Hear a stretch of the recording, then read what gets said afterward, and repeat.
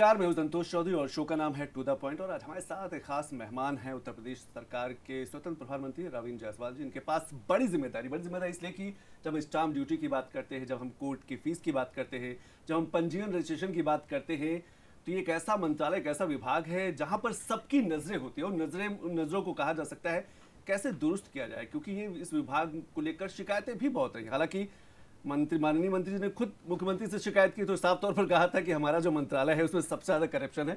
अब सवाल ये उठता है कि मंत्री जी के कार्यकाल में इस मंत्रालय को किस तरीके से मंत्री जी ने दुरुस्त किया है। रविंद्र जी, बहुत बहुत शुक्रिया समय निकाला। नमस्कार। और मेरा पहला सवाल यही है कि कैबिनेट की एक बड़ी बैठक हुई, रजिस्ट्री को लेकर एक बड़ा फैसला। जब रजिस्ट्री की बात करते हैं तो उसमें ढेरों अनियमितताएं रहती है। चौधरी साहब, हर व्यक्ति का सपना होता है उसके पास एक मकान हो जाए, एक फ्लैट हो जाए, एक अपना घर। हर आदमी के सपना होता है। और उस सपने को पूरा करने के लिए माननीय प्रधानमंत्री माननीय मोदी जी, मुख्यमंत्री माननीय योगी जी भी लगातार ऐसे ऐसे नीति बना रहे हैं कि हर व्यक्ति के पास मकान हो जाए, घर हो जाए जी, रोजगार हो जाए। जब कोई आदमी रोजगार से ऊपर उठता है तो उसका पहला प्रश्न होता है कि मेरे पास मकान या प्लाट हो जाए। प्लाट हो जाए तो उसकी रजिस्ट्री मेरे विभाग में होती है। लगातार उत्तर प्रदेश के अंदर रजिस्ट्रियाँ बढ़ रही हैं। यानी जो मुख्यमंत्री योगी जी का लॉ एंड ऑर्डर पर कंट्रोल हुआ है तो पूरे भारत के लोगों के पहली पसंद का स्टेट बन गया उत्तर प्रदेश। हर व्यक्ति चाहता है कि मेरा कारखाना यहीं पर हो। हाँ, निवेश करना चाह रहा है। हम यहाँ निवेश कर सकें, यहीं रहें हम। यहीं रहें। बेटियाँ चाहती है कि सबसे सुंदर सेफ यूपी हमारा है, यहाँ क्या रही हैं। एग्जाम्पल के तौर पर जब माननीय मुख्यमंत्री योगी जी आए 17 में, तो उत्तर प्रदेश के अंदर जो रजिस्ट्री का डॉक्यूमेंट होता था उनकी संख्या थी मात्र 17,000। अच्छा, 17 लाख। अब वह 17 लाख अब होता है इससे 50 लाख प्रति वर्ष 50 लाख डॉक्यूमेंट हो रहे हैं, या तो लीज के या तो बिक्री हो रहे हैं, खरीद बिक्री हो रही है। इस पहले से संख्या था मात्र 16 लाख 17 लाख, इतनी गुना बढ़ गई। ठीक है, इस बात का प्रतीक है कि हर व्यक्ति का आय बढ़ा है। इस बात का प्रतीक है कि लॉ एंड ऑर्डर अच्छा है। तभी तो सबका पसंद के लोग जो स्टेट बना है यूपी बन गया है। चाहे फ्लैट की बिक्री हो, प्लाट की बिक्री हो, ये बढ़ी है। इस समय देखा जाए कि जब संख्या बढ़ती है तो फ्रॉड वाली संख्या बढ़ते हैं, अपराध वाले बढ़ते हैं, उनको और मौका रहता है, मौका मिलता है। तो हमने ये देखा था कि भारी संख्या में लोग दूसरे की प्रॉपर्टी बेच देते हैं। यानी जो उसका मूल मालिक है उसको पता नहीं है, उसके जगह पर या तो नाम बन करके या तो बिना नाम का अपने नाम पर उसको बेचते थे कि मैं इसका मालिक हूँ, मैं मालिक हूँ, जबकि मालिक होते नहीं थे। एग्जाम्पल के तौर पर माना राम नाम का एक व्यक्ति है, उसका नाम राम है, ठीक है, उसके अपने पास एक प्रॉपर्टी है, वो उसको नहीं बेच रहा है। बी नाम का व्यक्ति जिसकी प्रॉपर्टी है या नहीं, वह सी को बेच दिया। यह कहते हो कि मेरी प्रॉपर्टी, या अपराध करता है बी। कभी कभी सी और बी एक दोनों गैंग हैं। अच्छा, और माना है कि कोई अच्छी प्रॉपर्टी मिली भगत है, ठीक है, और उनको लगा कि प्रॉपर्टी राम की है, इसको करना है विवाद में। तो क्या कर दिया कि उस प्रॉपर्टी की बिक्री बी ने कर दिया सी को, जबकि बी इसका मालिक नहीं है। लेकिन रजिस्ट्री हो गया, डिस्प्यूट हो गया, रजिस्ट्री हो गया। तो रजिस्ट्री विभाग में यह अधिकार नहीं आज तक में कि वह जो सी व्यक्ति प्रॉपर्टी खरीदने आया है उस समय बी से यह पूछे कि इसके मालिक आप हो। वह केवल यह देखता है कि जो प्रॉपर्टी की कीमत है हमें उसका स्टाम्प मिल रहा है क्या। ठीक है, मालिकाना चेक करने पार्टनर उसका नहीं है। से कोई ऐसा मान लेते हैं कि जो सी खरीद रहा है, जो पेमेंट कर रहा है, जो स्टाम्प पे करेगा, वह खुद ही इसकी मालिकाना चेक करता है, सी चेक करता है, क्योंकि सी खरीद रहा है, क्योंकि सी उसको स्टाम्प पे करने वाला है, क्योंकि सी बी को पेमेंट करने वाला है। रेवेन्यू डिपार्टमेंट चेक करेगा। हाँ, तो सी करता है। अब हमारे पास पार्ट था नहीं, लेकिन कल के कैबिनेट के निर्णय के बाद से हो गया कि ऐसा ना हो कि एक ही प्रॉपर्टी बी बेच दे रहा है और बी बेचने के बाद सी कहता है जाके कोर्ट में कि मैंने इसकी बनामा करा लिया, रजिस्ट्री करा लिया है, इस पर मेरा अधिकार है, इस पर और कोई निर्माण ना हो, बिक्री न पावे। यानी कि एक को वो प्रॉपर्टी कर दिया विवाद में कर दिया। विवाद में प्रॉपर्टी करने के बाद उसकी वैल्यू कम हो जाती है, झगड़े बढ़ जाते हैं, सिविल मुकदमे बढ़ जाते हैं। तो हमने अब कर दिया कि नहीं, अब हमारा रजिस्ट्रार या विभाग के लोग यह चेक करेंगे कि क्या इस प्रॉपर्टी के मालिक बी है। रेवेन्यू रिकॉर्ड क्या करती है, कैसे चेक करेगा? ऑनलाइन नहीं देख के? माना थोड़ा देर के लिए हम्म, आपने प्रॉपर्टी लिया है तो ठीक उसमें लिखते हैं कि डिटेल की प्रॉपर्टी यह है। तो उस प्रॉपर्टी के डिटेल के बैकग्राउंड में जाता है कि बेचने वाले का नाम रेवेन्यू रिकॉर्ड यानी खतौनी में है क्या, अगर शहर के अंदर है तो पीला कार्ड है उसका है क्या। हम दोनों चीज़ को देखने के बाद तभी अब रजिस्ट्री करेंगे। अगर उसमें नाम बी का नहीं है तो बी उस प्रॉपर्टी को अब नहीं बेच सकता है। बिल्कुल। ये एक चीज़ जो कैबिनेट के बाद जो फैसला आया है, आपको लगता है कि जो भूमाफिया हैं उन पर बड़ा नकेल वो माफियाओं पर लगेगा? फर्जीवाड़ा करने वालों जो को, फर्जीवाड़ा करते हैं। किसी को परेशान करने वालों को। एक बरेली घटना है, एक विडो महिला आती हैं, कहती हैं कि मेरे पास ये प्रॉपर्टी था, हमने उसको बचाई नहीं, एक थर्ड व्यक्ति उसको बेचता है, हम थाने में जाते हैं, FIR कराते हैं, लेकिन वह भूमाफिया इतना बड़ा कि FIR के बाद फिर बेच दिया और पार्ट को, और रजिस्ट्री विभाग को अधिकार नहीं कि उसको रोके। वो कहता है कि जो खरीदने वाला व्यक्ति जो परचेज कर रहा है वह ऑलरेडी जांच करके आता है कि इसका मालिक कौन है। लेकिन अब कल के बाद से जो नियम बन रहा है उस नियम के तहत अब रजिस्ट्रार ये चेक करेगा कि क्या बी नाम का व्यक्ति को यह प्रॉपर्टी का मालिक है। जब मालिक है तभी उसकी रजिस्ट्री होगी। अब आपके आने के बाद कुछ अगर बड़े बदलावों की बात करें तो आपके मंत्रालय ने खासतौर से जिस तरीके से आपने करप्शन में फोकस किया और पारदर्शिता को लेकर काम किया। अब जैसे हमारे यहाँ उत्तर प्रदेश के अंदर एक प्रैक्टिस में था, वो सामाजिक अपराध था। अच्छा, क्या अपराध था? एक पिता चाहता है कि मैं अपनी प्रॉपर्टी अपने 2 बच्चों उनको दे दें और देने के बाद वो बच्चे अपने अपने तरीके से उसका इस्तेमाल करें, उसका प्रयोग करें। लेकिन पिता एक अपने बच्चों को देना चाहता है तो बच्चों को देने के बाद वो रजिस्ट्री करेगा, उसको सर्किल रेट का शहर में है तो 7%, गांव में है तो 5% स्टाम्प ड्यूटी पे करना पड़ेगा। माना पिता का मकान गोमती नगर में है, उसके सर्किल सरकारी रेट की वैल्यू 1 करोड़ रुपये है, तो वह 7 लाख रुपया स्टाम्प देगा, जबकि पिता के न रहने के बाद वो बच्चों को मिल ही जाएगा। लेकिन पिता चाहता है कि मैं आज ही तय कर दूं। हाँ, अपने तो पिता के पास 2 ऑप्शन है कि वह विल करें, विल होता है पिता के मरने के बाद एक्टिव। अगर चाहता है कि मैं आज कर दूं, मालिक बना दूं, तो मालिक बनाने के लिए उसको अपने बेटा को रजिस्ट्री करना पड़ेगा और वहाँ पर स्टाम्प है 7% यानी 7 लाख रुपए। हमने इसको हटा दिया। अच्छा, हटा दिया हम लोगों ने कि नहीं, अगर एक पिता अपने बेटा को, अपने बेटी को, अपने बहू को, अपने दामाद को, इनके बच्चे भी, नाती को, पोता को अगर प्रॉपर्टी लिखेगा तो अब जो स्टाम्प था 7% उसको हटा दिया गया। अब वहाँ पर केवल कर दिए 5,000 रुपया वन टाइम, ओनली एक बार 5,000 गिफ्ट की तरह। वो जो गिफ्ट हो गया, ये गिफ्ट हो गया, और रजिस्ट्री हो गया। हाँ। तो जब गिफ्ट कर देगा तो उसका बेटा है, उसका बेटी, उसका दामाद तत्काल उसका मालिक बन जाता है। वो फिर अपने तरीके से इस्तेमाल करेंगे। माना थोड़ा देर के लिए आप 2 भाई हैं, आपको लगता है कि यार मैं अच्छे में हूँ, छोटा भाई गांव पर रहता है, हम गांव पर जा नहीं पाएंगे, तो हम अपनी खेत को अपने भाई को दान करते हैं। तो आपकी इच्छा है, माना कि खेत की वैल्यू अगर है वहाँ पर 10 लाख रुपए जी, तो 10 लाख पर हमको 70,000 रुपये स्टाम्प देना पड़ेगा। एक भाई को देना, भाई सहायता कर रहा है, लेकिन तब स्टाम्प देना पड़ेगा। तो हमने हटा दिया, हट गया। माना आपके श्रीमती जी को मायके में कानून अधिकार मिल गया है, हाँ। लेकिन आपकी पत्नी कहती कि ना भाई हम मायके हिस्सा नहीं लेंगे, वो कहती ओरल। 10-20 साल के बाद फिर बच्चे अपने मामा पर मुकदमा ठोक देने वाले हैं कि मेरी माँ का हिस्सा, मेरी माँ को मेरे साथ कहाँ गया? हाँ, मेरी माँ का हिस्सा दिया नहीं है। तो जिस बहन को नहीं लेना हो तो अपने भाई को वो गिफ्ट कर दें कि मेरे ये इस प्रॉपर्टी मेरा इतना अंश बनता है और ये अंश मैं नहीं ले रहा हूँ, मैं आपको दान कर रही हूँ। क्या आपको लगता है कि आने वाले समय में जब बहुत तेजी के साथ इम्प्लीमेंट होगा इनका, तो रेवेन्यू से जुड़े जो मामले हैं, जो मुकदमे हैं, उनमें कमी आएगी? क्योंकि रेवेन्यू से जुड़े सबसे ज़्यादा शिकायतें होती हैं। सबसे अधिक शिकायत हमारे यहाँ होती है स्टाम्प चोरी की। माना कि आपको 7 लाख रुपए स्टाम्प पे करने का था, लेकिन आप क्या कर रहे हैं कि स्टाम्प कम पे किए, तो ये होता है लॉस रेवेन्यू की। तो यह मुकदमे हमारे पास एग्जामिन करने के अधिकार हैं जिले के AIG को, ADM फाइनेंस को, DM को।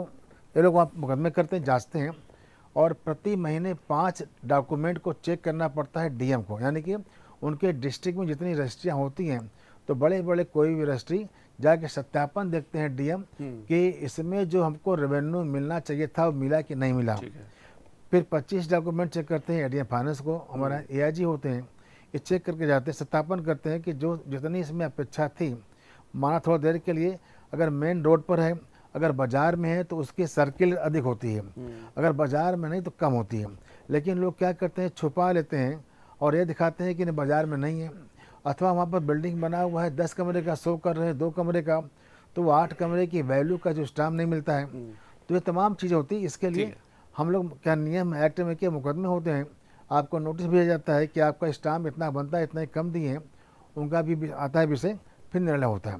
तो ये हमारे यहाँ एक तरह से जो केस चलते हैं वो जिले स्तर पर एआईजी के पास, एडीएम के पास, डीएम के पास, उसके ऊपर अपील में जाता है, कोई चाहे विभाग जाए चाहे व्यक्ति जाता है, वो जाता है कमिश्नर के यहाँ या डीआईजी के हमारे, वहाँ से निस्तारण होता है जी, वहाँ से निस्तारण होता है कि जो लोगों के पास इसमें माना कि आपने स्टाम्प कमी किया है 1 लाख रुपए पर, तो 1 लाख रुपए की स्टाम्प, फिर 1 लाख रुपए की ब्याज, फिर उसकी पेनाल्टी का दंड का प्रावधान है कि इतना लगा दो कि चोरी की हिम्मत न करें। तो पता लगा कि स्टाम्प की चोरी थी 1 लाख रुपए, तो पेनाल्टी थे 2 लाख रुपए।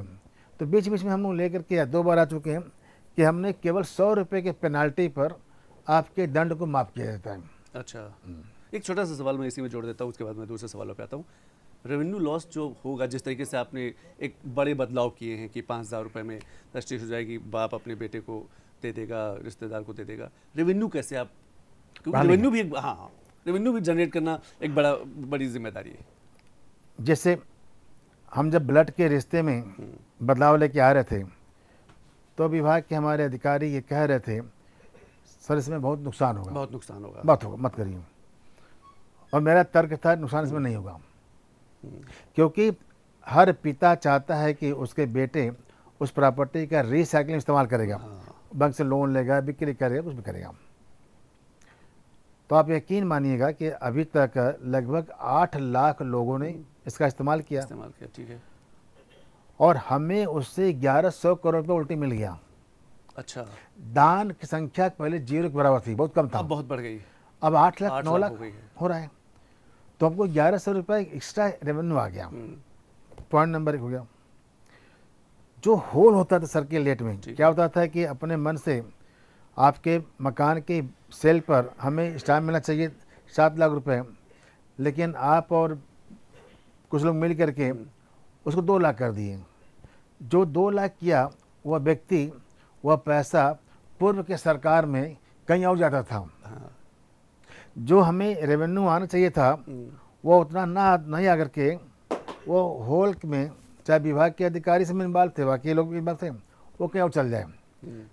मैं और खोल कर दूँ जी, पूर्व में सरकार के बैठे लोग वो उनका माध्यम थे।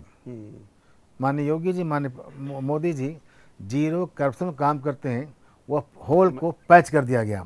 जब पैच कर दिया गया तब हमारी रेवेन्यू 16,000 करोड़ से बढ़ के चला गया 35,000 करोड़ पर। मैं इसी सवाल पे आ रहा था, विभाग के अधिकारी आपसे खुश नहीं होंगे?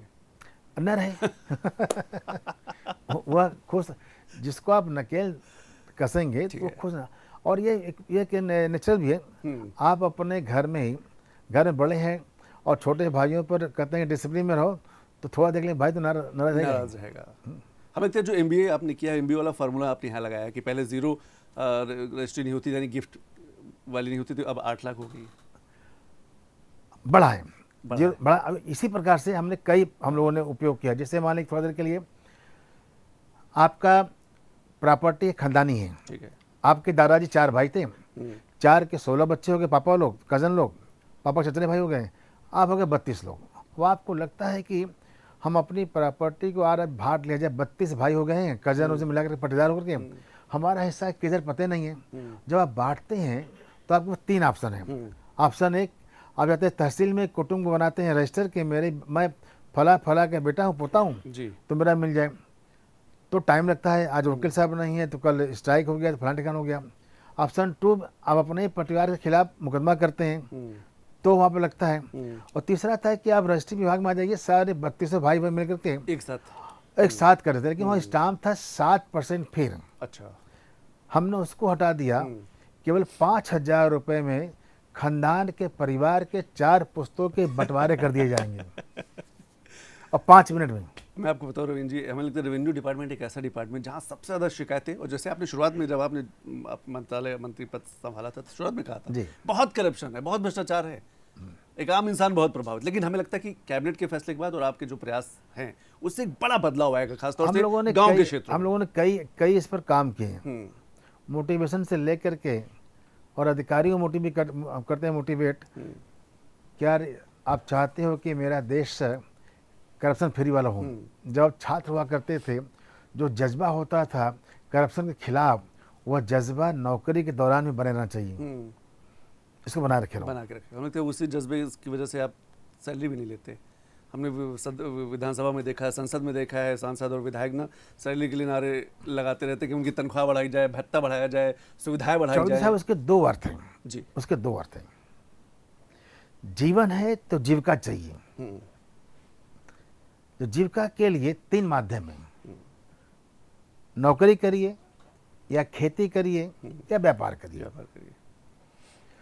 सबकी सीमा होती है। साथ साथ सम्मान, आपको रहने के मकान और खाने के भोजन मिल जाए, इसके ऊपर के इकट्ठा करते हैं तो ये पागलपन है। वो फिर वहीं से शुरुआत होती है। हाँ, वो पागलपन है, वो पागलपन है।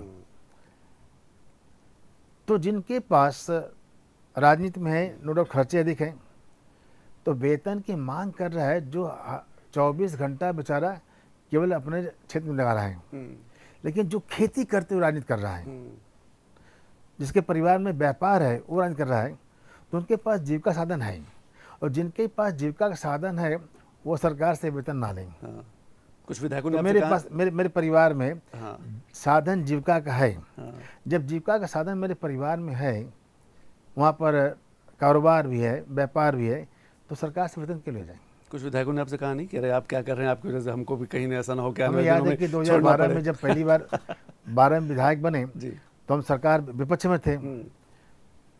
तो हम विपक्ष में थे, हमने तय किया कि मैंने अपने पिताजी को दिया हुआ जुबान की, राजनीति में जा रहे हो तो राजनीति में किसी प्रकार का पैसा घर में नहीं आना चाहिए। और किसी प्रकार का पैसा मतलब कि क्या उसमें वेतन में होता है? पिताजी हमारे नहीं रहे, 2002 में चुनाव लड़े पहली बार, और जीते जाके 12 में सेकंड टाइम में, तो पिताजी थे नहीं। तो हमको लगा कि मेरे पिताजी के प्रति यही सम्मान है कि उन्होंने कहा था किसी प्रकार का राजनीति का पैसा घर में नहीं आना चाहिए, तो उसमें वेतन भी आता है। तो मैंने इसको छोड़ा और लेके दिया। तो हमारे तमाम ऐसे विधायक थे, मित्र थे, कहें कि यार आप ये कर करके क्या सिद्ध कर चाहते हो कि हम लोग वेतन लेकर अपराध करते हैं? हम कहें नहीं, आप जो जिसके घर में खेती अच्छी है, जिसके घर में अच्छी व्यापार पर है, उन्हें मत लिया करो। ऐसे बहुत से लोग हैं लेकिन फिर भी लेते हैं। ऐसे बहुत से लोग, उनकी संख्या सैकड़ों में है। हाँ, ठीक फिर भी लेते हैं। लेकिन चलिए 2027 की कुछ बात कर लेते हैं। चुनौतियां हैं 2027 की, जिस तरीके से यूजीसी का मामला आया, जिस तरीके से SIR का मुद्दा रहा, जिस तरीके से कहा जा सकता है कि महागुरु का मुद्दा रहा। मैं यूसी के मामले में हमको नहीं बोलना चाहिए, लेकिन मैं आज बोलने जा रहा हूँ आपकी पहली बार। देखिए, SC एक्ट क्या कहता है कि अगर किसी को आपने जाति से गाली दिया, तत्काल आप पर मुकदमा होगी, तत्काल। ठीक है। अगर कोई छात्र ने अपने कैंपस में, अपने सहपाठी में ऐसा कुछ किया करेगा, तो तत्काल FIR के बजाय जो कमेटी बनाई गई कॉलेज के अंदर, इंस्टीट्यूट के अंदर, वो कमेटी उसकी जांच करेगी। और 15 दिन का मौका दिया है जांच करने के लिए। जिस पर आरोप लगाया जाएगा उसको नोटिस दिया जाएगा, 15 दिन का मौका उसको मिलेगा अपनी बात कहने के लिए। यानी कि 1 माह का मौका मिल गया उसको बात करने के लिए। जो क्लियर चीज़ें हैं, हो सकता है कोई व्यक्ति जज्बे में, गुस्से में FIR करा रहा हो, अभी तक क्या है कि आप तत्काल FIR हो जाएगी, लेकिन ये जो आई है यूसी वाली आ गई है, उसमें कह रहा है कि 15 दिन का मौका आपको भी, 15 दिन का मौका उनको भी, तो 1 माह का समय मिल गया है विचार करने के लिए। अगर मैं देखूं तो लगता है कि यह उनके लिए संरक्षण दिया गया है, क्योंकि कभी कभी झूठा फंसाते हैं, वो बच जाएंगे। उसमें एक जो जरूर विचारणीय विषय होना चाहिए, उस कमेटी में सभी वर्ग के लोग रहें, ये होना चाहिए। ठीक है, सिर्फ SC ST OBC न रहे, हाँ, सवर्ण भी शामिल। जी जी, सब होना चाहिए। उसमें हम ये नहीं कर सकते हैं कि केवल इसके लोग रहेंगे, सब उसमें रहे। सवर्ण की नाराजगी का डर है? सवर्ण की नाराजगी का डर है 2027? सबको होना चाहिए। अच्छा, सबको होना चाहिए। उसमें एकाक आदमी भाई उनके बात भी करना चाहिए। ठीक है। अखिलेश यादव इसको बड़ा मुद्दा बना रहे हैं, यूजीसी को बना रहे हैं, और हमें 2027 में भी बड़ा मुद्दा होगा। किस तरीके से देख पा रहे हैं 2027 के चुनाव को? क्या आपको लगता है आप किन बड़े मुद्दों के साथ, बड़े एजेंडे के साथ, विकास के मुद्दों के साथ आप लोगों को समझा पाएंगे? पहुंचेंगे तो है, लेकिन लोगों को समझा पाएंगे? चौधरी साहब, दो इसके पक्ष हैं। 1857 में जब मंगल पाड़े झांसी की रानी ने बगावत किया तो अंग्रेज की कुर्सियां हिल गई थी। अंग्रेज देश छोड़ के भागने की सोच रहे थे। तब उन्होंने पहली बार 1861 में लागू कर दिया जातिगत जनगणना और भारतीयों को जाति जाति में लड़ा दिया। भारतीय लड़ करके फिर आपस में कमजोर हो गए, अंग्रेज फिर 47 तक रह गए। हमारे जो अखिलेश यादव हैं, यह भी हिंदू समाज को, भारत के समाज को, कभी समुदाय में हिंदू मुसलमान में लड़ाते हैं, फिर हिंदू को लड़ा देते हैं, जाति जाति में लड़ाते हैं। यह इससे देश को कमजोर कर रहे हैं। एक घटना है, इजराइल को लोग युद्ध लड़ रहे हैं, उनके खिलाफ 13 कंट्रियां हैं। ठीक है। विपक्ष का नेता भी इजराइल के सरकार के साथ खड़ा है क्योंकि देश का मामला है। और हमारे देश के विपक्ष के नेता हैं और ये कहते हैं कि सिंदूर का ऑपरेशन क्यों किया, इसकी औचित्य क्या थी। एक आंसू नहीं बहाए जब घटना होता पहलगाम में, एक आंसू नहीं बहाते हैं। यह इतने वोट के लिए स्तर गिरता जा रहा है जो हमारे भारत के भविष्य के लिए ये ठीक नहीं है। आपका कहना यह है कि मतलब कुछ ऐसे मुद्दे हो जहां पर विपक्ष भी सरकार के साथ खड़ा हो, जब राष्ट्र की बात हो, आपको याद होगा कि जब इंदिरा गांधी प्रधानमंत्री थी और बनाया गया बांग्लादेश, तो विपक्ष के नेता थे लोकसभा के अंदर अटल बिहारी वाजपेयी। अटल बिहारी वाजपेयी ने कविता का पाठ किया कि तुम ही दुर्गा हो, इंदिरा जी को तुम दुर्गा हो। बड़ा विवाद रहा है, उन्होंने कहा कि हमने, अब उन्होंने, यह हमारे देश की सफलता था। और जब देश सफलता हमारी थी तो विपक्ष हो सब मिलकर गर्व करे उस पर। और गर्व के साथ में अटल बिहारी वाजपेयी ने इस पर गाथा गाया था। आज सिंदूर का ऑपरेशन देश की बेटियों ने कमाल किया। जब बेटियों ने कमाल किया तो गाथा गाना चाहिए था कि हमारा देश जब चाहेगा तब पाकिस्तान को खत्म कर देगा, बिना हम अपना कुछ नुकसान कराए खत्म कर देंगे। एक गाथा हमारी थी। लेकिन विपक्ष वाले वही एक वर्ग विशेष के वोट के लालच में ये लगातार देश को कमजोर कर रहे हैं, या मगर यूँ खोल करके कि हिंदू समाज को कमजोर कर रहे हैं, ये ठीक नहीं है। हमें लगता है 2014 के बाद से जिस तरीके से मुस्लिम समाज को के लिए मोदी सरकार ने काम किया, चाहे 3 तलाक की बात करें, हम वक्फ संशोधन की बात करें, ढेर सारी योजनाएं हैं, क्या मुस्लिम समाज का वोट बीजेपी को नहीं चाहिए? मेरे मन में कभी कभी एक ख्याल आता है, जब कभी किसी हमारे मुस्लिम जो कार्यकर्ता है उनके घर के बेटियों से बात होती है तो बच्चे उनकी कुरीतियों के खिलाफ उनका दम घुटता है। 3 तलाक के नाम पर हो, चाहे उनके अन्य कृत्य की बात हो, वक्फ बोर्ड में करप्शन, उससे उनके घर की जो फीमेल है उनको, जो हमारे हिंदू समाज में महिलाओं का सम्मान है, पहले सीता फिर राम, लक्ष्मी फिर नारायण, राधा फिर कृष्णा, यानी महिला शक्ति की पूजा हमारे होती है। और उधर वर्ग विशेष में दोयम दर्जे की जिंदगी है, वो बेचारी पछताती हैं कहाँ से मेरा जन्म यहाँ हो गया है। आज़ादी सम्मान तो वहाँ है। और आप देखते होंगे कि मीडिया, सोशल मीडिया पर बहुत से लड़कियों ने उसमें बगावत करती हैं कि हमको यहाँ पर नहीं रहना है। एक आखिरी सवाल, क्योंकि धर्म आ गया है, शंकराचार्य की सियासत को किस तरीके से देख पा रहे हैं? जब हम शंकराचार्य की बात करते हैं, सनातन धर्म की बात कौन करते हैं, शंकराचार्य जी, नाम बताइए। अभिमुक्तेश्वरानंद।